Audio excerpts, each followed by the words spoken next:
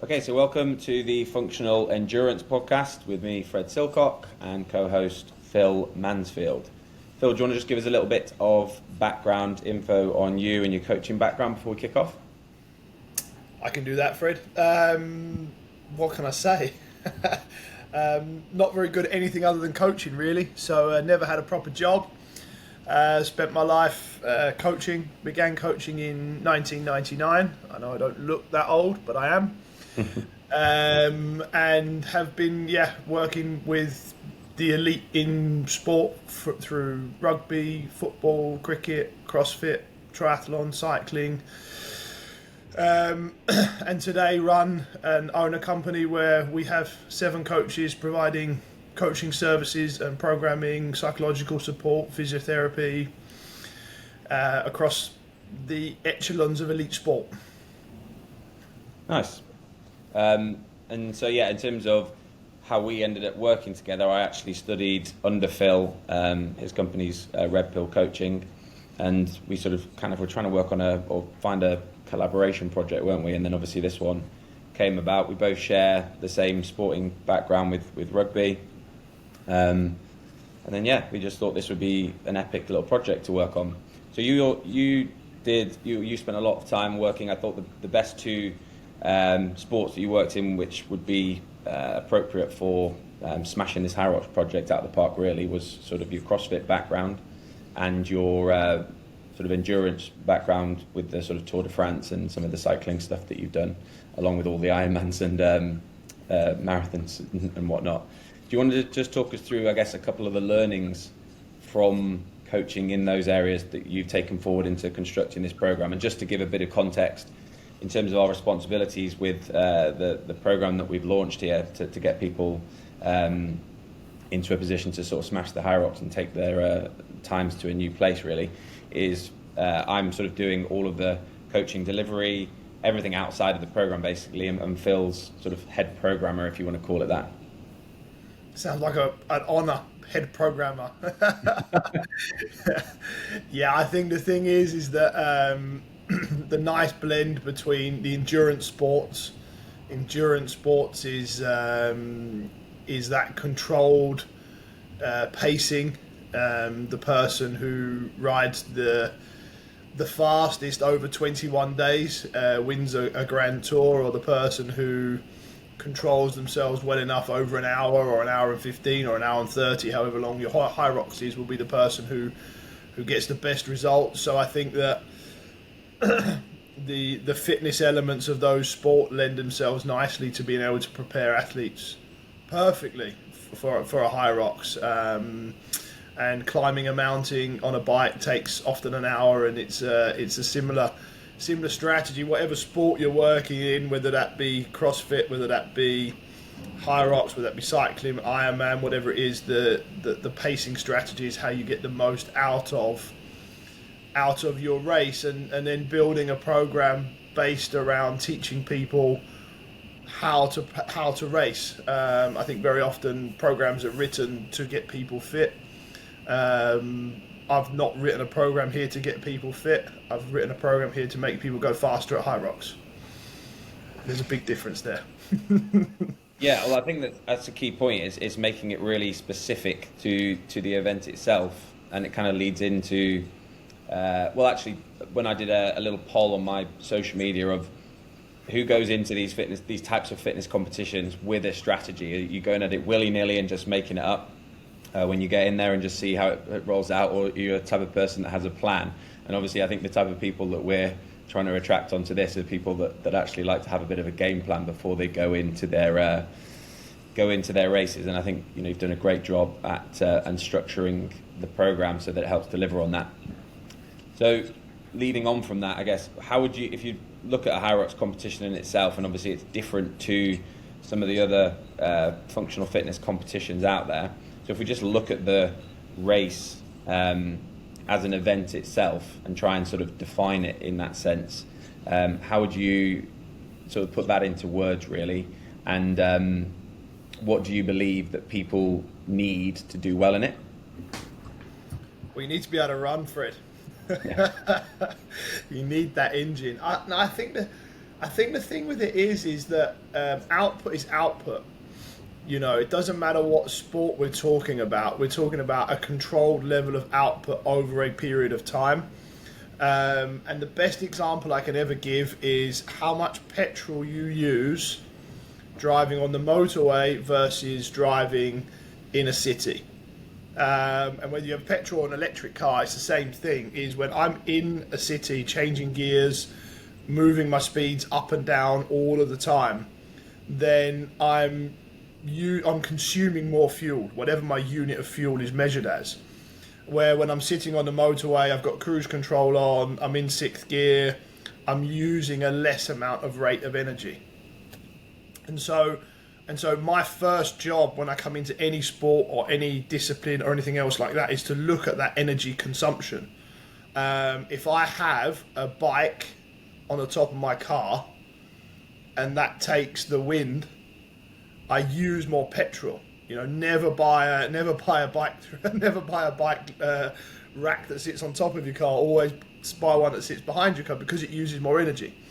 So the most important part of any kind of training program or any kind of sport analysis, when you're looking at the critical features of sport, is you need to go in and look at the sport and go, where's the energy consumption?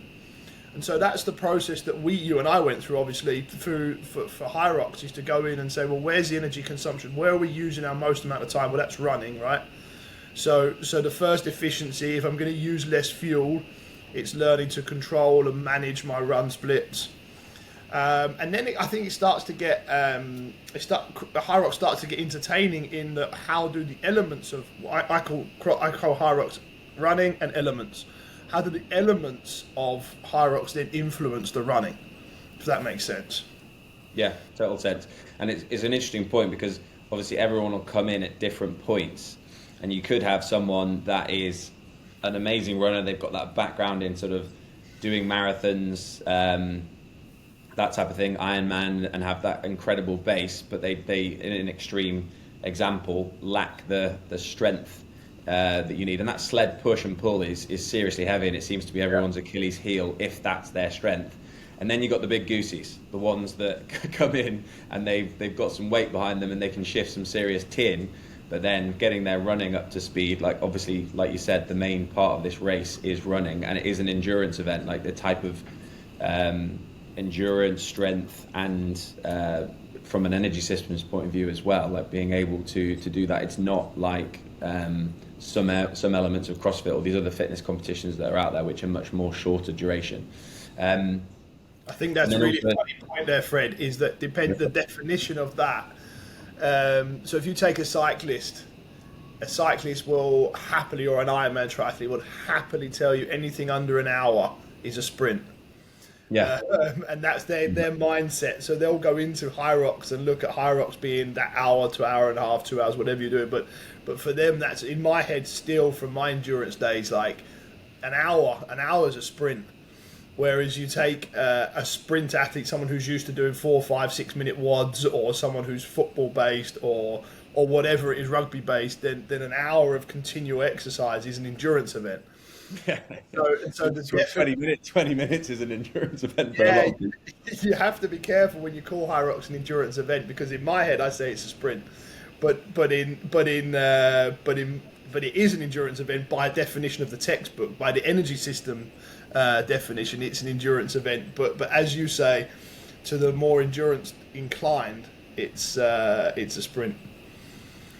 Yeah, and I think with the way that a lot of people train nowadays, in terms of some of the fitness coaches that we've got on the program, and like not professional athletes, but those sort of sitting below it, the performance junkies and whatnot. If you look at a lot of their programs when they're coming in, a lot of them it's a lot of strength training and resistance training across the session, and then there's like a little bit at the end, or whatever the conditioning is across the program. It's always sort of short and intense blasts, as it's what people are used to. Whereas this, obviously, if you're going to try and actually smash a Hyrox, then it's about training much more than that, understanding the components, the pairings of the different components, all of that.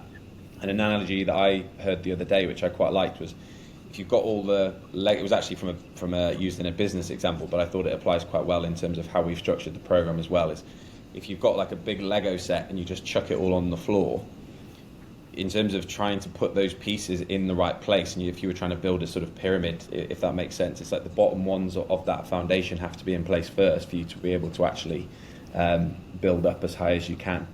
So yeah, next question would be common mistakes that you typically see people do in a race like this itself and in training preparation, and then any positive actions that sort of you think people can directly correlate to those to avoid them.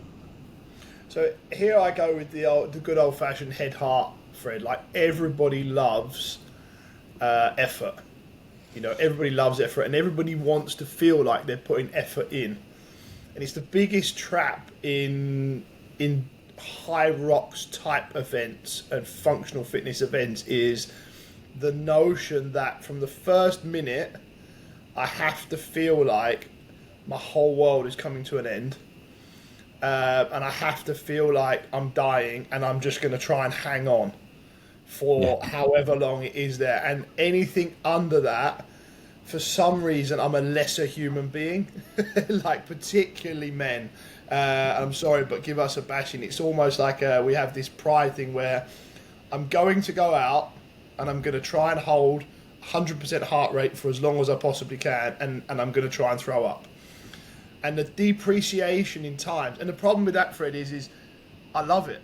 Like, I love it myself. And I'll be honest and say, if that's what makes you feel good, then you should just do that. But if you genuinely want to look at your time afterwards and go, I want to go as fast as possible in the Hyrox, or I want to be able to reduce my time, or do a faster, or produce a faster time next time, then having the ability to understand your pacing strategy is everything. Is being able to look at the race and go, we call them uphills and downhills. So the classic example is, most people will come to a hill and think, okay, the uphill's the hard part, so I'm going to work as hard as I possibly can up the hill, and then when I get to the top, I'm just literally going to take my feet off the pedal, or my legs relax, and I'm just going to roll down the other side. When you look at the data and the statistics for total time taken over the hill, cruising up the hill nice and easily is a difference between 10 kilometers an hour or 12 kilometers an hour on a bike. Where coming down the other side, the difference between being to get to the top of the hill and being able to sprint and go hard down the hill is a difference between 25 kilometers an hour and 60 kilometers an hour over that period of time, if that makes sense. So you're always going to be better off feeling comfortable up the hill and killing yourself down the hill, because you can never kill yourself enough down the hill to make the speed up. And this is what we see typically in Hyrox type events, is we want to go out and we want to kill ourselves up the hill in the first run, and then we want to try and hang on, where actually your elements should feel relatively easy. You should be able to sustain a pace throughout your whole 60 to 120 minutes. And so that's where the training elements coming in, is just identifying what are your uphills and what are your downhills through the training process to be able to manage that race strategy. Yeah, that makes total sense. I think something that hit home when you were describing different parts of the program and race strategy really was that if you overextend by a certain amount above what your sustainable pace is, you're going to have to borrow it back from somewhere else. And that sort of common mistake of if it's something that you're good at, especially if it's something before the thing that you're the worst at, a terrible strategy is to overextend yourself on that piece, because then you're going to be absolutely dying on the thing that you're bad at. It's almost a better strategy to pace yourself a little bit slower on the thing that you're the best at, if it's just before the thing that you're crap at.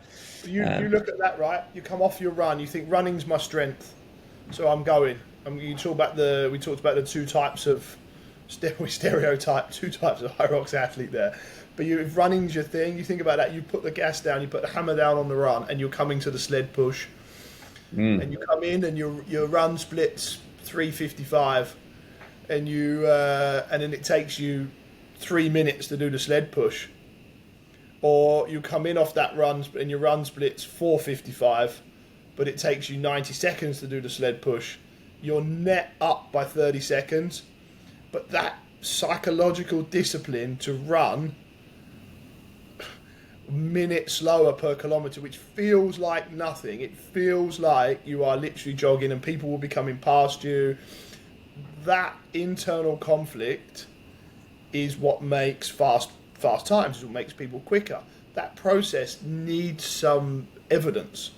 You need some psychological evidence in your training to be able to apply that in your race. Otherwise, you just feels like you're just letting people run past you, and it's really hard to control. Yeah, I think people learning that strategy before they get into a race, but also in this season's quite long. Is if they're doing a race early on, or if they've got a couple bunched together, like getting that practice and experience and seeing the proof in the pudding. And I think there's plenty of success stories out there. It's like it's quite easy in the first, part of the race. The gun goes, and you sort of find yourself near the front of the field, and you're like, oh, I'm keeping up with the guys who are setting, decent records and stuff. And then as they get further along the race, they're just going to get picked off by people. But it's about hanging on, like not letting the ego and the excitement take over at the beginning. And actually, if you know what your pacing strategy is before you go in, you just know how to get the best out of yourself across the course of the race. Yeah. So I think it'd be good to go through really sort of the lay of the land now. And I think maybe we just start off with talking a little bit around, because we talked a bit about people understanding their bodies, getting the pacing strategy right and everything. If we just start today with the Hyrox simulation test that we do, which is a kind of a play or mix-up of a classic FTP test, which you can explain in a second. And then in the next episodes, we can talk a little bit around the program plan and the structure and the race itself. So, yeah, and then I think just before we finish, we'll get on to some of the current and prospective client questions that have been sent in. So, obviously, to sort of jump in on that starting point when people come in, first day, we do some testing. We make sure that we're able to use that to collect the right data. And then the clients are able to use that to actually build it's their first exposure to building an understanding of their body. So do you want to talk us through a little bit around, I guess, what an FTP test is, and then how we've changed it for making it applicable for a Hyrox? But yeah, a bit of background on it and a bit of a sort of mini simulation explanation. So, I mean, it's complicated. It's 3 or 4 fold, but I think we've linked nicely. We're doing the short answer is we do the FTP test so you race better. Like, I think that's the easy short answer. Everything we talked about so far about using petrol in a car in terms of having, say, if you put a sail up, where's your energy leakage in a race? Where are your dominances? Where are your weaknesses? Where are your uphills and downhills? To use that example that we've just used. So the first thing about the test is racing strategy. Then the sort of more the scientific side of the test is that, one, we need to measure training volume, training intensity, training output, what we call a chronic training load. So we need to measure how hard your training is for you. And so standard fitness testing would allow us to, for example, if we wanted to improve our back squat, you do a 1 or a 10 or a 12 rep or a 20 rep max back squat to find out, get a start point, get a measurement point. So data wise, the FTP is to give us a situation that shows us where you are, where the program is best suited for your development. So what total load you are going to achieve during a week. So this will basically give us our zones for rowing, zones for running, zones for sled pushing, your zones for wall balls, everything. It breaks down the zones, but more importantly, it doesn't break down the zones in their individual elements. It breaks down the zones as after I've been uphill, I go downhill, then I go uphill again, then I go downhill again. It doesn't say your rowing zone is this. It says your Hyrox rowing zone is this. And they're two very different things. The word functional is relatable to the activity, right? So your threshold pace for rowing might be 155, but your Hyrox threshold functional pace might be 202, because as we've talked about, you've got to get off the rower and do something else. You've got to run. Yeah, it's worth diving into that for a second as well. It's just a typical FTP test is 20 minutes on a bike, isn't it? It's not a Concept 2 bike, whatever, max watts that you can produce in 20 minutes. Max output, yeah. And obviously that's a perfect example of what you've just said there, of like, if you were testing that in isolation and you were a cyclist, that gives us the data to be able to do that. It gives us the pacings, etc.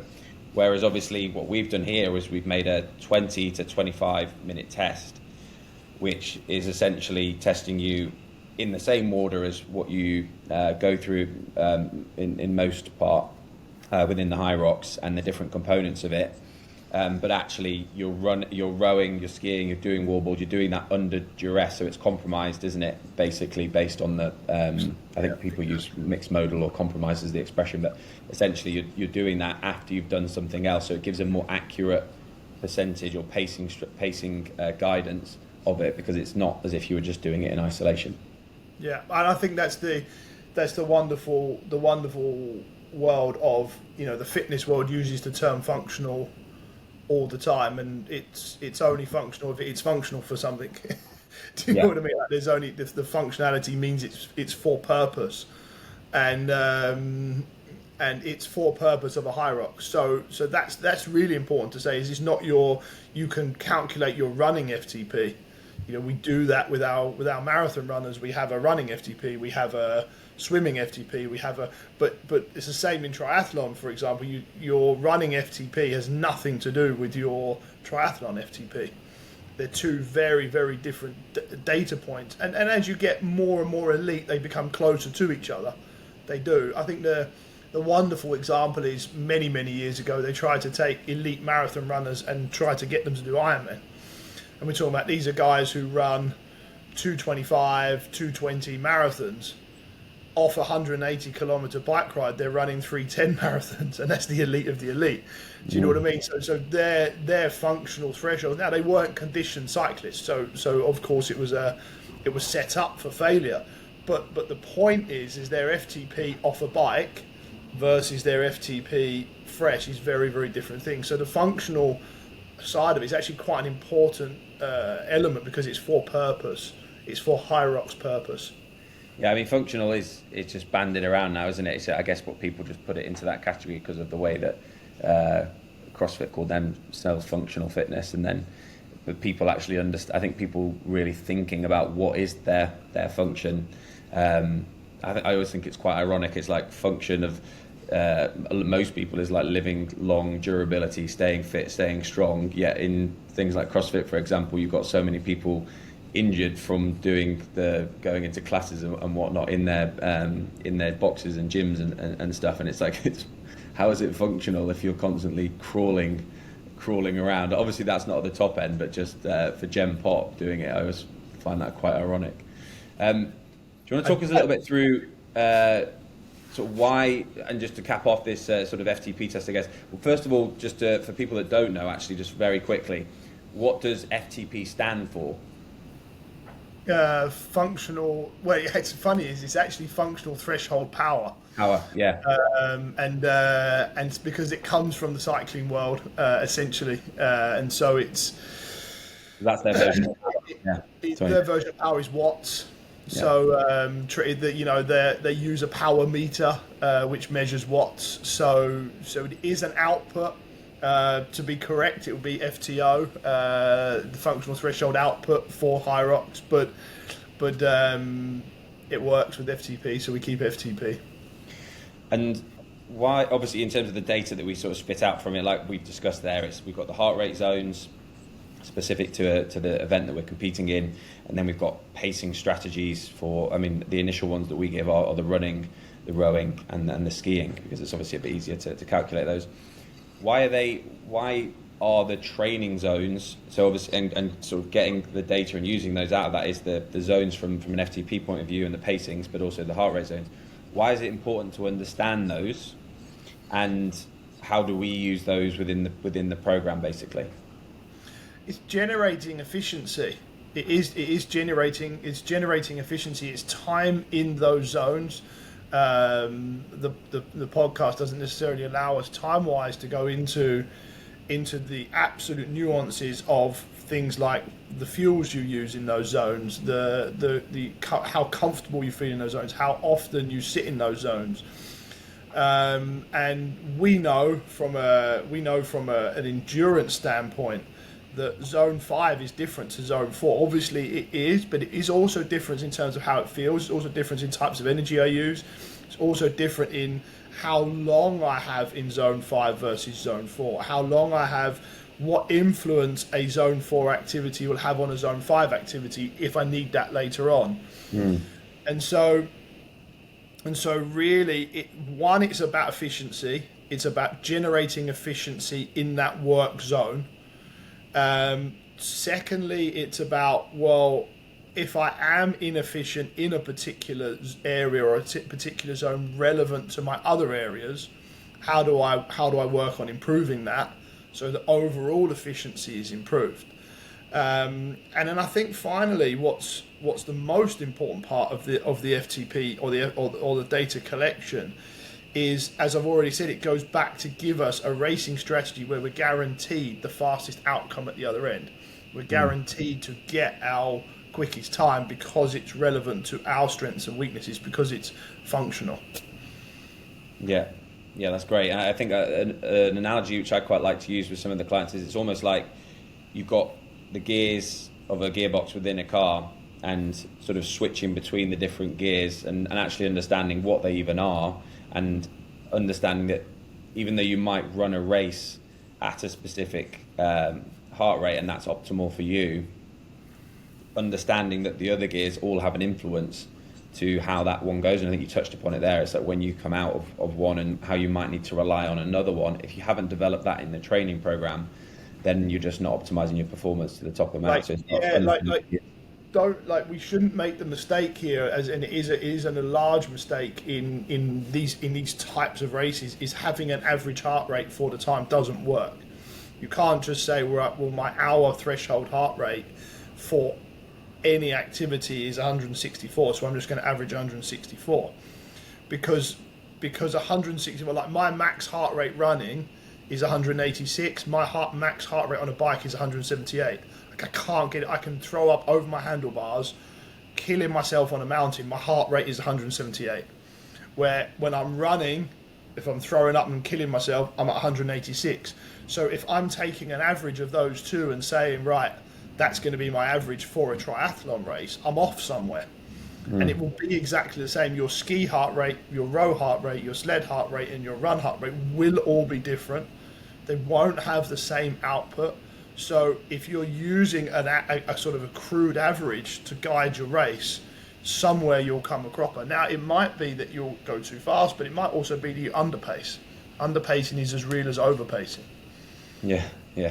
I think it's quite funny. So I almost pictured two people in an extreme versions coming into the program. It's either the sort of highly data analytical person who pulls every single thing apart, and kind of potentially could almost, those guys might be at risk of that underpacing it because they're trying to get everything absolutely perfect. And then you've got the other person on another extreme who just is that person, like you were saying at the beginning, just wants to absolutely write themselves off, kill themselves. But it's not, for them, it's about actually, we need to use a bit of training smart, get that into your head so that you can take your performance to the next level.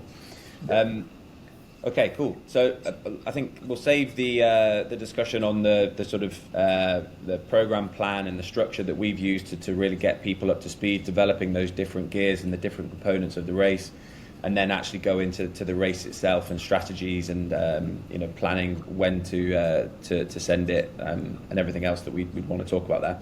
So just to finish, I want to just touch on a few of the current clients and some prospective clients' questions. First one being is sort of best guidance on recovery protocols. So in the program itself, that's one of the clients asked that question. What would be your guidance on that? In terms of what? Recovery protocols. So basically, like within the program, between sessions, over the course of the week, making sure, like we've obviously got to give people who don't understand the layout, is we've got 6 sessions in there, and with even an optional piece on a Sunday. is just making sure that if they were feeling a bit down. So I think we talked a little bit around before around dips in heart rate. So if it was 10 beats below their normal heart rate 1 week to the next, what that means and etc. So just how they can dial that back in if they feel a bit overextended in their training. Right, I think there's two sides to this, Fred. There's the scientific side there, and then there's the other side that it's very fashionable and very modern now in the fitness world. This less is more theory. The truth is, it's 6 days a week with 1 day rest. Like, there's not a lot of training in the program. It's 6 to 10 hours a week is not a lot of training volume wise. It might be if you're starting, you want to build up to that. I understand that, but for someone who's been training regularly and is trying to get some kind of output, like, it's within 6 weeks of following the program, you'll be absolutely fine. You'll be tired if you work hard, but it's not high volume. So the first thing is psychologically, don't be bought into the whole overtraining rubbish. Unless you're doing 20 hours a week, you're nowhere near overtraining. The second side of things is you can feel tired, especially in the start. We use a 10 beat rule in that if the heart rate is 10 beats under wherever you would typically be for that activity, then there's a possibility of some tiredness and fatigue laying around in your body. I wouldn't say stop. I would say warm up some more. Add 10-15 minutes to your warm up. See if you can warm yourself up through it. If you can, carry on fine. If you're still struggling from a motivational standpoint with that 10 beats, then it's a good time just to call it a day. And missing one session isn't going to hurt anybody. On the flip side, often we use 10 beats higher than normal is an indication of some kind of sickness, virus, flu, cold type symptoms. So anything sort of 2, 3, 4 beats is not usually remarkable, but anything that's sort of 10 beats lower or 10 beats higher is usually telling us something, and that's worth listening to. But anything outside of that, you're absolutely fine. Yeah, I think as well within the program, if you look at the structure across the course of the week, it's not like every single day is it's sort of the energy balance sort of moves up and down throughout the course of the week anyway as well. So it's not stop moving, which I kind of think is the misconception. It's maybe the type of training that they're doing on that day actually allows them to recover actively from the day before, which I think it's a sort of testament to yourself in how that's sort of mapped out. Probably a classic question for anyone new that comes into working with Redpill and also within this program. Why so many lunges in the program?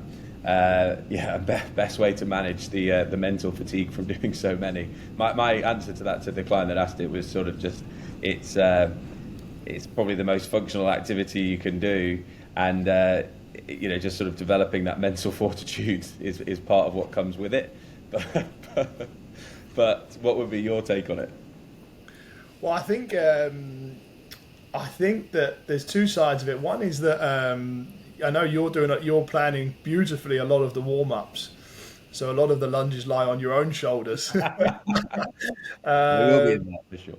It's an extended version of gait. I don't understand. But secondly, it's in terms of what we're really talking about is tissue tolerance. What we're really dealing with in terms of training and development is tissue tolerance. And like I've said, the more you throw darts at a dartboard, the better at darts you'll get. The more you hit a snooker ball, the better at snooker you'll get. The more you do your activity, the more you train your activity, the better you get at your activity. Hyrox is not fitness. Hyrox is a sport. It's a skill. It needs practicing. It needs training. You need to get better at it. There's a lunges element, but it's not because of the lunges element, but it's more because there's a run element. Yeah. And the bigger tissue tolerance I can build inside you, the more running I can give you. The more running I can give you, the better you'll get at running. That's it. Well put. That was better than my answer of just get over it. And get over it. Yeah, exactly. So I guess there was one question which I think is a good one, and I'd like to build on this over the course of time, but just a sort of top line answer. And a lot of the program, obviously, we're gearing people up to smash it with their pacings and all that, as if they were doing it as an individual. But if they were doing it as a partner, how would you say you could adapt the strategy for that? I think the thing with the partner is you are going to, it's a totally different race, in that you will have so much more zone 1, zone 2, because you're standing still. Probably you might not reach full recovery heart rate, but you're going to be down in zone 2 quite a significant amount of time. So you have that almost in-out interval type inefficiency. Essentially, we talked about the need for being as constant as possible for energy and fuel consumption. Well, here we have exactly the opposite. So that's the trap that you can fall into, is that because I'm going all out, and when I'm out, I'm resting. What I would say is having that understanding of who the stronger athlete is, who's doing what, early is a good sign. Having a plan early is a good thing to do. And then looking at the uphills and downhills. So you want to be sprinting your downhills, and you want to be cruising on your uphills. So that means if you've got one runner who is a strong runner and one who's not so strong runner, that's your uphill. So you need to be easing back on the running to give an advantage elsewhere. Then with the stronger athlete, they'll have a downhill. They'll have a part of it which isn't their most favourite part. So you as the, I don't know if it's right to call the secondary athlete, but let's say it is you as the one who's not quite as fit as that one. You probably have a responsibility to contribute most with your partner's uphill, whatever your partner's uphill element is. That's where you need to come in, and you need to help and support, so that your partner in their downhills can win time for you. So in those areas where they're good, you can let them go in, and you can take your recovery in those areas. And having that sort of worked out from the start. What you certainly don't want to do is have a situation where it's my uphill, and my uphill, I'm being pushed far too hard on my uphill to then go into something else, which then potentially is a downhill for me, but ends up being an uphill because I'm hammered from what is my actual uphill, if that makes sense. Yeah, total sense. Okay, and then just to finish, I'll answer these because it's more to do with the actual delivery of it. Can you elaborate on the support systems available to participants, and how does it contribute to the overall success of the individual's program? So alongside the program delivery, which is, we use TrueCoach at the moment for that, there's a sort of client hub where there's lots of different trainings in there to support nutrition, which we'll look to build out a bit more over time. There's some mental resilience trainings. There's getting some of the lifestyle habits on point. There's a tracker that you can use to make sure that you're actually implementing those as you're going along. So there's lots and lots of support around the program to make sure that you've got everything else dialed in. And then we have the group as well, which kind of, at the moment it's a WhatsApp group, might look to move on to something else in the future, but that was a great place to start, and everyone's super supportive of everyone doing the program, and whenever anyone's racing in there, sort of celebrating everyone's wins. And in terms of the, in terms of an assessment, because the next question was, can participants expect a support in assessing and celebrating achievements along the way? Obviously, the main metric for assessing is the actual test itself. And worth bearing in mind as well, actually, we didn't touch on it at the beginning, but we retest that like once every 6 weeks. And it depends where. I think a couple of clients were a little bit sort of confused at the start, and actually, surprisingly, some of them knocked some decent time off, despite the fact that they were in a sort of stage of high volume, lots of fatigue. We're just testing it at different points. But obviously, in terms of getting people into the best place to smash that score, and also the Hyrox, that comes at the point of when we've actually peaked them. But we do test it periodically just to give them exposure to it across the course of the program. And then obviously in terms of celebrating it, I've got all of the metrics and stuff, all the testing data and whatnot coming through, and we populate those onto the group and everyone's sort of successes as a whole. And I think it's been one of the nicest things for me, used to doing so much one-to-one programming, actually managing a group here. It's a completely different beast. It's great fun in a completely different way. We don't go into as much nuances and breaking down every single part of their individuals' weaknesses and pulling things in and out, etc. But what we do is we build a community, and everyone's there and they're really supportive of the wins, and everyone seems very eager to jump in and help people when they've got questions or they're struggling in the week or whatnot. So that's been a real nice revelation that I wasn't sure how it was going to play out, but actually it's been great so far. So I just think on that note we'll wrap it up, and we'll save some of the other stuff for future podcasts. But it's been great chatting to you, Phil, and look forward to the next one. Yeah. Good to be here. Cheers.